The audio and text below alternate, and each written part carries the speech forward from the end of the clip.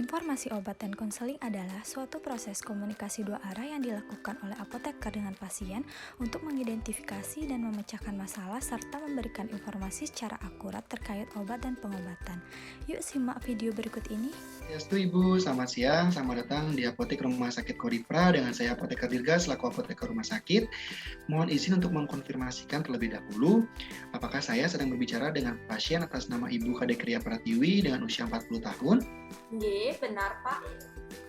Ini benar ya, jadi pada kesempatan kali ini izinkan saya untuk menyampaikan dan juga menginformasikan terkait dengan hasil diagnosis Ibu sebelumnya setelah diperiksakan oleh dokter kami.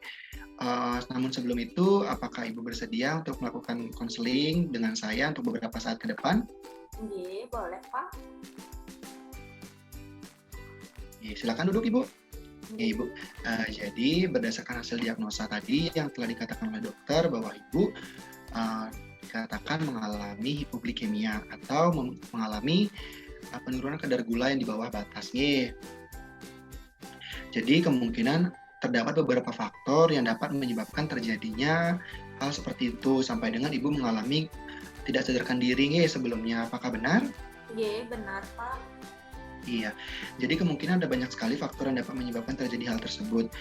Apakah Ibu sedang mengonsumsi obat diabetik oral Nggih, benar Pak. Benar. Apakah benar jenis obat yang digunakan adalah glikasid Nggih. 80 mg? Nggih Pak. Kalau boleh saya tahu bagaimana cara Ibu mengonsumsi obatnya sebelumnya? Saya gunainnya itu sehari 2 kali Pak, pagi sama siang setelah makan Pak. Digunakan setelah makan ya? Ya, Oke.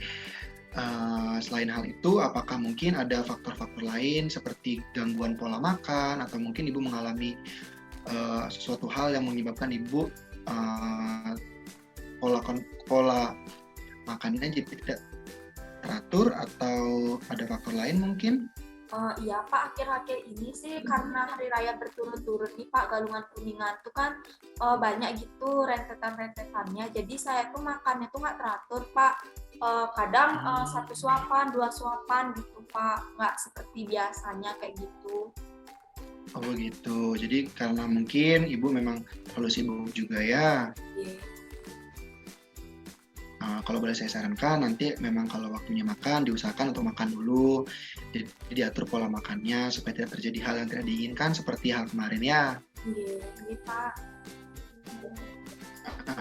Jadi begini Bu, karena Ibu didiagnosa mengalami hipoglikemia, untuk mencegah terjadinya hal serupa begitu ya kurang lebih, nanti mungkin beberapa hal yang dapat saya sarankan kepada Ibu seperti ketika Ibu hendak melakukan aktivitas dan mungkin sudah merasakan beberapa gejala serupa begitu ya, kurang lebih gejala serupa seperti yang Ibu rasakan pada saat detik-detik sebelum Ibu mengalami ketidaksadaran diri itu, seperti mungkin ada pusing, ada sedikit kelelahan gitu, Ibu bisa melakukan istirahat terlebih dahulu ya. Kemudian Ibu bisa mengonsumsi beberapa jenis obat dan juga makanan, itu kurang lebih ya. Jadi fungsi obat dan makanan yang akan saya sampaikan berikut ini adalah untuk mencegah terjadinya penurunan kadar gula yang terlalu ekstrim sehingga nanti kadar gula darahnya masih berada di batas normal dan tidak sampai mengalami hipoglikemia seperti itu ya Bu ya. Jadi nanti saya sarankan Ibu bisa ke apotik terdekat dari rumah Ibu. Setelah pulang dari sini, kemudian Ibu bisa membeli tablet glukosa. Nah, nanti untuk tablet glukosa ini bisa dibeli tanpa resep dokter dan bisa dikonsumsi 4 tablet Nggih. ya. Kemudian kalau misalnya sudah mengonsumsi, Ibu bisa langsung melakukan pengecekan kadar gula. Mohon izin bertanya sebelumnya Ibu, apakah Ibu sebelumnya pernah melakukan pengecekan mandiri di rumah dengan menggunakan alat pengecekan gula? Pernah Pak, saya sih rutin ngecek gula karena ini udah hari raya nih, jadinya saya jarang gitu sekarang ngecek kadar gulanya Pak. Oh begitu, iya tidak apa-apa. Nanti Ibu bisa melakukan pengecekan terhadap peningkatan kadar gula atau penurunan kadar gula 15 menit setelah Ibu mengonsumsi tablet yang saya sampaikan tadi ya. Nggih Pak. Nanti apabila ternyata kadar gula darahnya masih berada di bawah 70 miligram per desiliter, mohon maaf, nanti Ibu bisa mengonsumsi lagi tabletnya. Kalau memang sudah di atas 70 miligram per desiliter, Ibu bisa menghentikan penggunaan obatnya ya, yang tablet glukosa ini. Mohon maaf sebelumnya, apakah Ibu suka mengonsumsi obat? Saya mau nanya Pak, apakah ada selain tablet itu Pak makanan yang bisa saya konsumsi? Ya, jadi itu kenapa saya bertanya, mungkin saya takutkan ada beberapa jenis pasien yang tidak suka mengonsumsi obat gitu ya. Jadi kalau misalnya seperti ini, Ibu bisa menggunakan alternatif lain seperti mengonsumsi beberapa jenis makanan yang mungkin tersedia di rumah Ibu, seperti mengonsumsi 5 sampai dengan 6 permen keras atau seperti jelly beans, kurang lebih seperti itu yang tersedia di pasaran.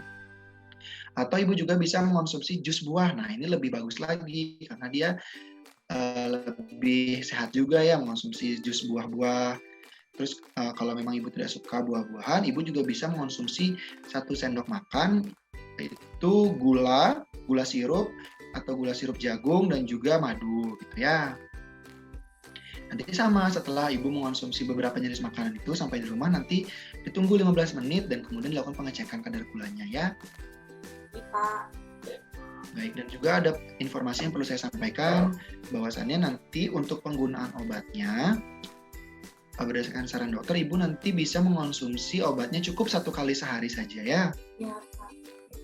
Jadi nanti obatnya ini digunakan hanya pada pagi hari, pada saat makan setelah suapan pertama. Iya, Pak. Jadi nanti Ibu makan dulu 1 suap, kemudian Ibu konsumsi obatnya dan bisa dilanjutkan makannya. Iya, Pak. Baik, Pak. Itu digunakan untuk mencegah terjadinya kekambuhan seperti kemarin ya. Iya, Pak. Ibu, demikian informasi yang dapat saya sampaikan. Mohon maaf sebelumnya, apakah ada hal yang mungkin terlewatkan bagi saya dan mungkin ada yang kurang Ibu pahami? Mohon izin untuk mengonfirmasikan terlebih dahulu. Bisakah Ibu mengulang kembali informasi yang sudah saya sampaikan sebelumnya untuk mengetahui apakah ada yang perlu saya tambahkan lagi atau bagaimana? Jadi nanti obatnya itu saya minum sehari sekali aja setelah makan pada suapan pertama, Pak. Nanti kalau saya masih pusing-pusing atau lemes, saya bisa konsumsi makanan yang tadi Bapak sebutkan seperti jelly bean, glukosa, tablet glukosa, jus, atau 1 sendok makan gula pakai. Nanti setelah 15 menit saya bisa cek kadar gula darah saya. Seperti itu nih, Pak. Iya. Kurang lebih seperti itu. Tapi nanti untuk sampai di rumah, Ibu konsumsi dulu ya makanan yang tadi saya sampaikan. Dan untuk besok pagi baru Ibu bisa konsumsi lagi obatnya ya, obat glikasi tadi. Baik, Pak. Saya mau nanya, Pak, untuk pembayarannya Ya. kasir nih. Iya, langsung di kasir saja ya. Ibu, terima kasih sudah berkunjung. Semoga Ibu sehat selalu. Dan saya harapkan Ibu sampai rumah bisa langsung beristirahat ya. Oke, baik, Pak. Terima kasih ya, Pak. Terima kasih, yes. Semoga sehat selalu. Mas Mungkar, Pak. Terima kasih. Sama-sama, Ibu.